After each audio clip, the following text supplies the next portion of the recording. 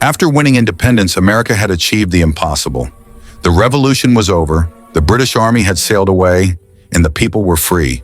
But freedom was only the beginning. The year was 1783, and the 13 colonies stood on their own. Poor, divided, and uncertain about the future. There were no kings, no powerful army, and no united government to guide them. The dream of liberty was real. But now came the hardest part: building a nation from scratch. At first, the new country was held together by a fragile document called the Articles of Confederation. It was the first attempt to create a government after the Revolution. But it was weak. Each state acted like its own small nation. There was no strong central authority, no power to collect taxes, and no real national army. The people were free, but the country was falling apart. Farmers were in debt, trade was collapsing, and rebellion was growing. In 1786, angry farmers in Massachusetts, led by Daniel Shays, rose up against the government, a movement known as Shays' Rebellion. It shocked the leaders of the new republic. The message was clear: if something didn't change, America could destroy itself before it even began. So in the summer of 1787, delegates from across the states gathered in Philadelphia. They met in the same hall where the Declaration of Independence had been signed 11 years earlier.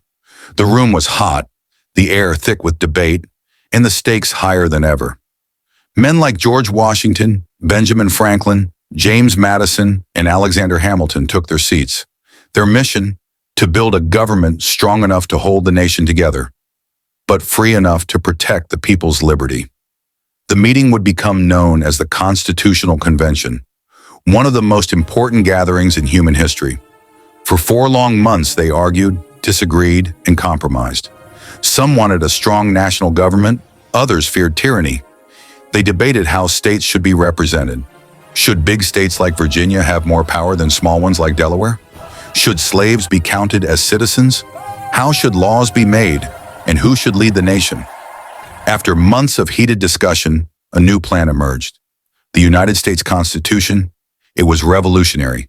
It created a government built on 3 separate branches: the legislative, the executive, and the judicial. Each branch had its own powers, and each could check the others, so no one person or group could ever rule alone. It was a masterpiece of balance and foresight. At the heart of it all was one powerful idea: we the people.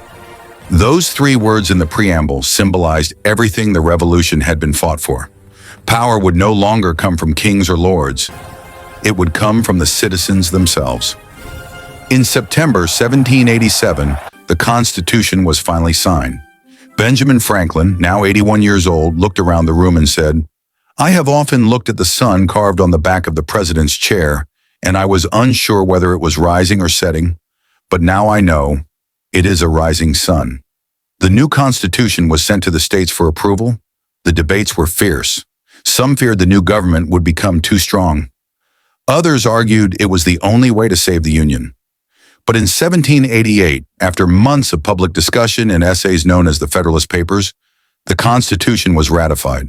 America officially had its government, a republic unlike any the world had ever seen. Now came the question, who would lead it?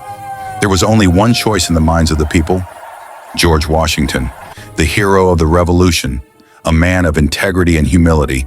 In 1789, he took the oath of office as the first president of the United States, standing on the balcony of Federal Hall in New York City. Crowds filled the streets as Washington placed his hand on the Bible and swore to protect the Constitution. The new government had begun. Washington's presidency set the tone for everything that followed. There were no rules, no traditions. He was building a system from nothing. He formed the first cabinet, choosing Thomas Jefferson as Secretary of State and Alexander Hamilton as Secretary of the Treasury. 2 brilliant minds, but with completely opposite visions for America. Hamilton believed in a strong federal government, national banks, and rapid industrial growth. He wanted America to stand tall as a global power.